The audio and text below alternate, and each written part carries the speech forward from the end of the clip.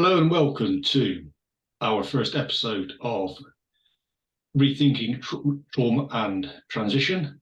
And I'd like you to introduce to Ali. Ali, can you tell us a bit about yourself and what you do and your background, please? Yeah, thanks, Rich.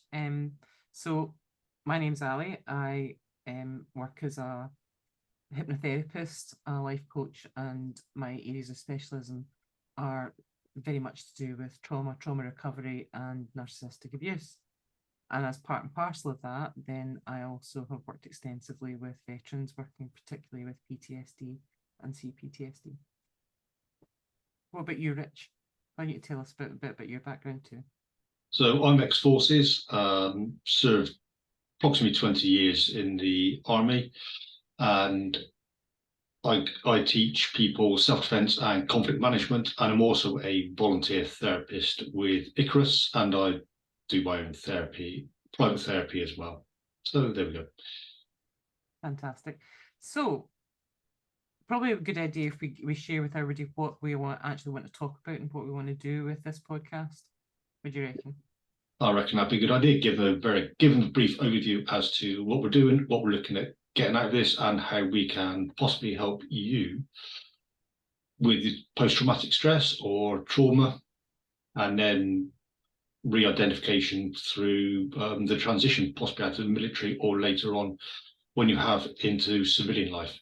Yeah, and I think that's quite a wide topic, because that's there not only for that civilian military transfer, but applies probably to a lot of people when there's major shifts and changes in their life experiences, whether that's a change of career, change of relationship, change of location.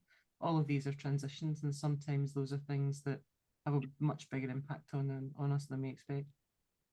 Yeah, would you say that would be to do with people's and how they identify with themselves and maybe the spaces that are around them?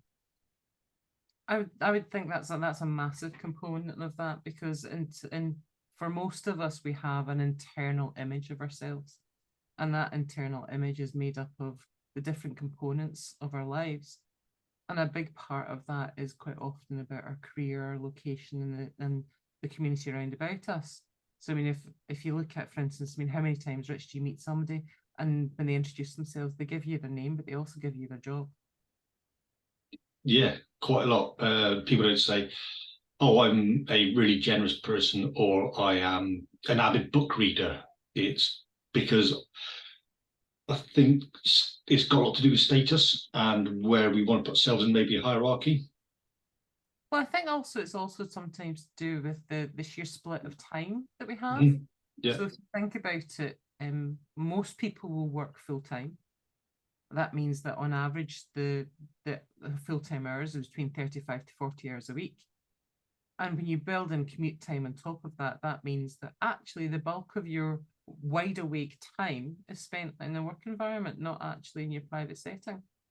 And that means that for a lot of people, what they do for a living has a huge impact on how they identify.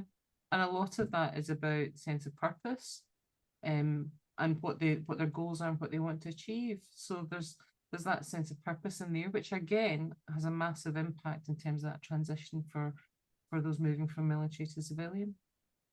Definitely, yeah. And it's that close-knit community that we have in the military as well. So we're very deeply associated with each other and those organizations and those structures.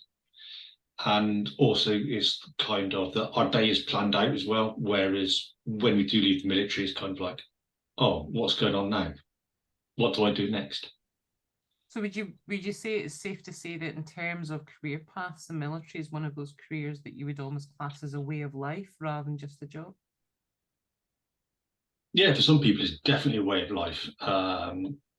There's a lot of people who read the comic books, maybe reading all these war stories, etc. And that's all they ever want to do is join forces in whatever position that is, because from such a young age, maybe they wanted to identify as being in the army, navy, air force, whatever it is. Do you think a lot of that is to do with the nature of how the military is set up? And I know we're going to talk about that extensively in one of our later episodes when we really explore that concept of identity. But there is that sense where when you join the military, you join a community because of the nature of how, for instance, the military is set up. You know, how you're put into barracks, where your quarters, your social experiences, all of that is all encompassed within that whole ethos.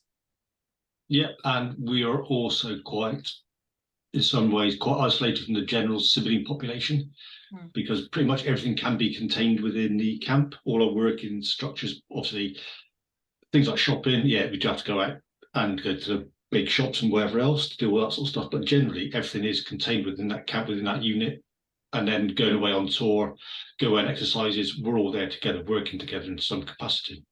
And that makes that quite an unusual experience in terms of a job, identity, and career.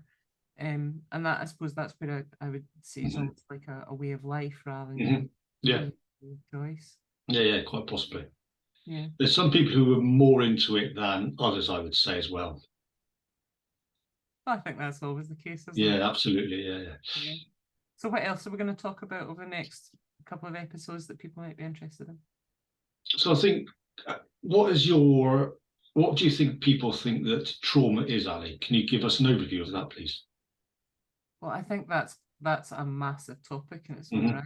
And I think, in fact, I'll refine that question a bit better. Is post-traumatic stress, is it a disorder? Is it an injury? And what are the common perceptions of people with that you've come across so far?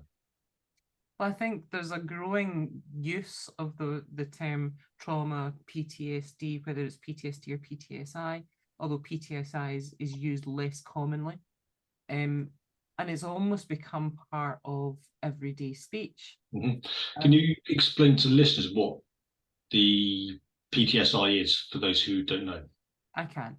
So PTSD stands for post-traumatic stress disorder. PTSI, however, is a slightly different take on that, in that it refers to the experiences of the individuals and injury rather than a disorder.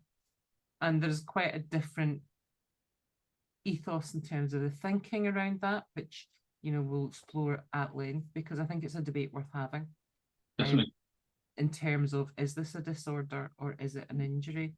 And I know certainly I have very, very specific views on that, and I'm sure that's going to be an interesting conversation. Yeah. But coming back to that idea of what the common idea or an understanding is of trauma, you hear people every day talking about, I'm traumatized because of the length of the queue, or, you know, they'll talk about the fact that they're feeling a little PTSD-ish. And it's such a misuse of the phrasing and the experience, because it minimizes the impact that it has in lives. Yeah. And I think that's something that hopefully people will have a better understanding of when we have that conversation, because post-traumatic stress is not something that we would want. It's not something that you would take lightly, and it has a huge impact not only on the individual's experience, but those that live with them and their friends with them, their connections with them, and it can really have a massive detrimental impact in every aspect of their life, and it isn't something we should take lightly. Definitely, yeah. So my view of post-traumatic stress, things like, is you've got the extreme end of things, where if you watch the old First World War footage of people in recovery hospitals, all these men, and you know, their bodies can't function properly. So you've got that one extreme of things, and on the other end of things is people who are functioning normally in society, they're just managing to cope. And when they hear about somebody else's event, they go, oh, I didn't experience something as bad as that. And so they begin to minimize their own experience instead of going, that's my experience, this is what happened to me, and it doesn't matter what happens to other people. So people end up in like maybe trauma Olympics. So, oh yeah, I got the, you know, I experienced X, Y, and Z, and all this was happening, and that was happening, whereas somebody else just maybe Well, I don't know. Fell off a bike. Don't you think that part and parcel of that then is very much related to us understanding that it's not necessarily but the size of the event, it's the size of the response?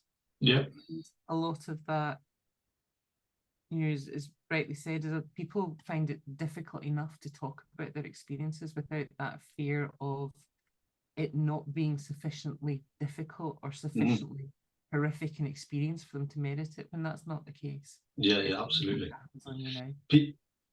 People have probably got their own judgments on what they think they should be suffering from and how to suffer. Well, I think the other thing is that it's not necessarily always something that happens to you. You can have a post-traumatic stress response from experiencing, witnessing, or even hearing about something that's happened to someone else. Yeah.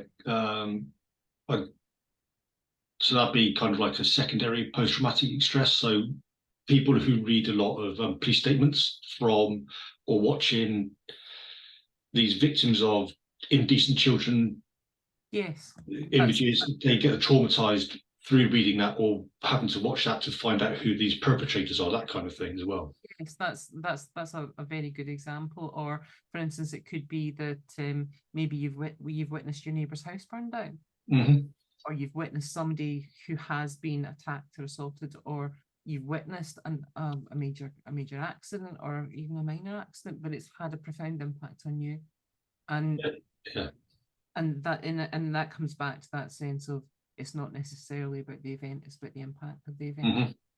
Well, it is never the event, it's always what's happened after the event and how the body copes with, or how the person copes with afterwards. Well, I think the other thing is what's nice is that sometimes you get an awful lot of jargon in these things, and hopefully conversations we're going to be having, we're going to kind of strip it back to basics and give people hopefully a way of understanding and describing their experiences that helps to kind of give you a bit more of understanding of what's actually happening in our heads and our brains when we're having these experiences. Because I don't know about you, but in the work that I do, Rich, and I don't doubt that you're exactly the same, quite often some of the biggest hurdle is actually working with people to give them an understanding of what's happening, what they're experiencing, because they'll have been hit with an awful lot of medical jargon, an awful lot of very correct terminology, but it hasn't actually put it in real terms and to describe them what's actually happening in their head and why. Yeah, get overwhelmed with too much information, and is what they're being told relevant for them? And could, as you say, that language be simplified? And I think we could also, with this, is touch on, as you kind of briefly did, is tier 1 and tier 2 traumas, or could be, as you said, about houses being burnt down, which people can generally cope with better psychologically. And then tier 2 trauma, which is the experience of the other. Yeah. So there's a lot for us to go in there, and I dare say that's probably going to be split over a couple of episodes, but it should be a really interesting conversation. Yeah. I think the other thing that we'll start to explore, and again start to put into real language and real terms, is that experience of anxiety, because it's highly prevalent within our society today, but it's also something that's a key component of that post-traumatic stress response. And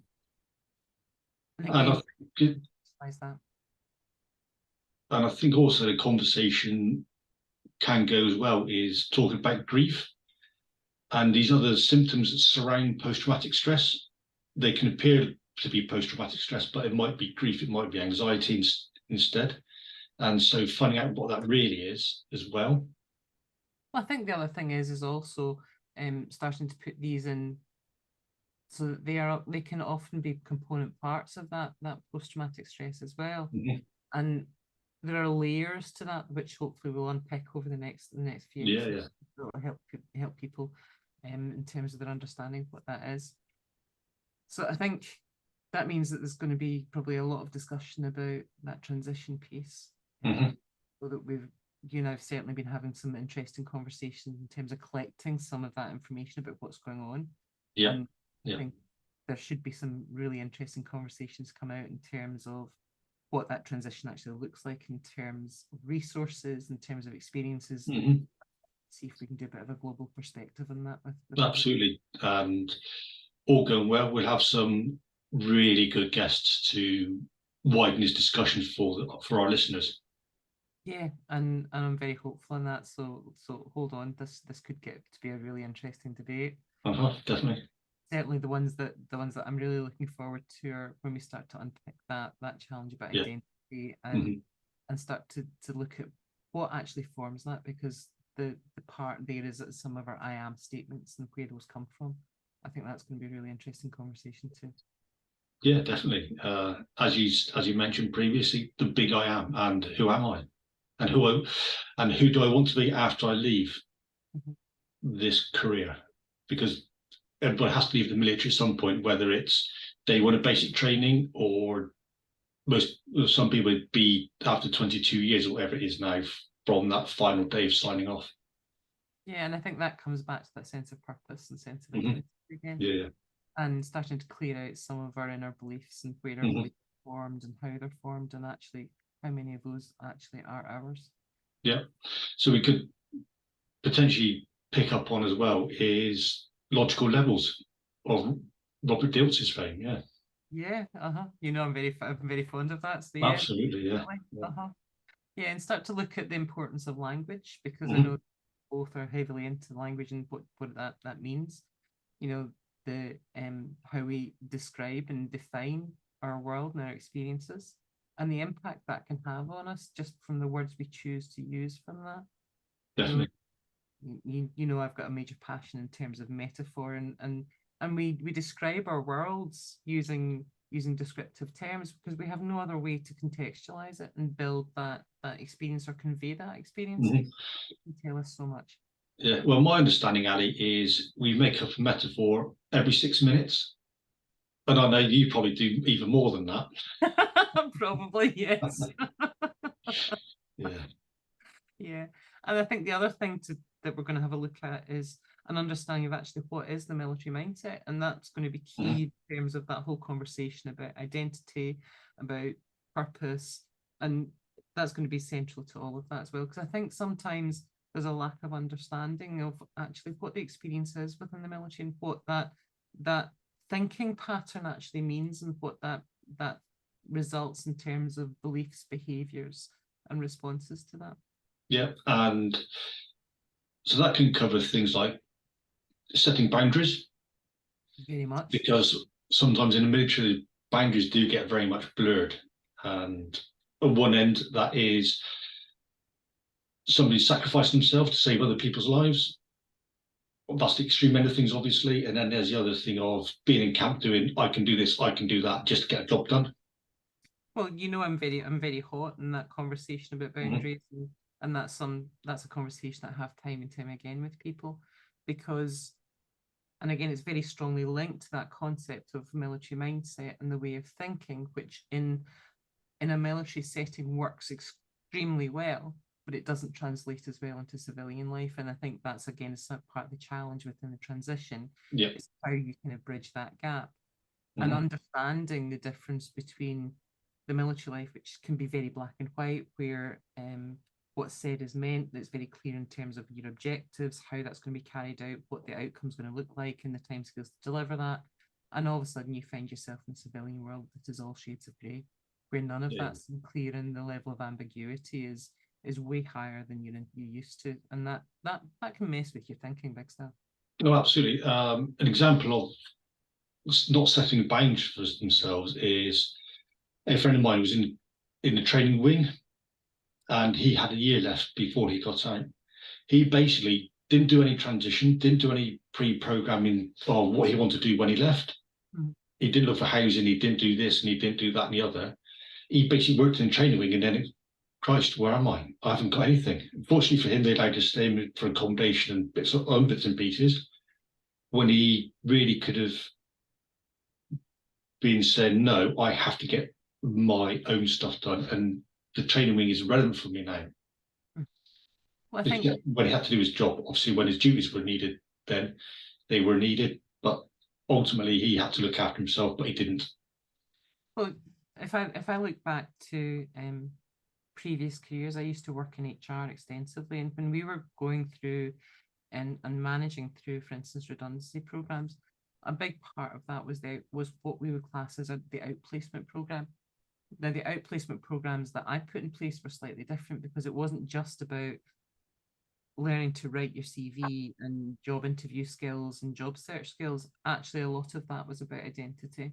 A lot of that was addressing the fact that the people that were now faced with these career changes may have done that job for the last 15, 20 years. They might never have gone for a job interview before.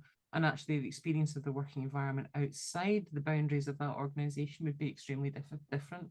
And dealing with the impact emotionally and the grieving process of such a huge change. Because grief isn't just about death, grief is about loss.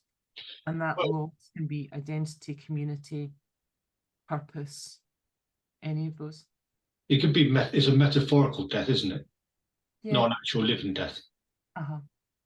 It's the loss of something. And it's that grief is often part and parcel of that transition issue that's experienced in that movement from military to civilian. Yeah. I was going to have something in there, but I can't remember what it is now, so it couldn't be relevant. I doubt it, but it's probably going to come back to you later. Possibly, yeah, after we just finish up here then. So, is it worth saying that there'll also be an opportunity for people to kind of give us ideas themselves if there's something that they want us to either look at, talk about, because hopefully there'll be quite a few of these conversations to come. Definitely. Or if it's something that we've maybe talked about today that they're particularly interested in. Yeah. Email address is alirich at Rethinking Trauma and Transition.com. Yeah. So you can email us. So we'll put this in the show notes anyway. So so don't have to remember all that sort of stuff. Yeah. And that way, if there's any questions, you can either put it in the comments of whatever podcast platform you're listening or watching this on, or you can email us direct, but that'll be in the... Absolutely. And we'll set up a Facebook group as well if you're interested in joining that at some point. And that way, if there's any polls you want to, we can maybe put a couple of polls later on, see if there's any particular topics that people want to get a bit more about. And who knows, if there's enough interest, might choose to do a deep dive into one of these topics as well. Definitely, yeah. I say thank you very much for listening, and it's a good night from me. And good night from me. Thank you. Take care. Bye-bye. Bye.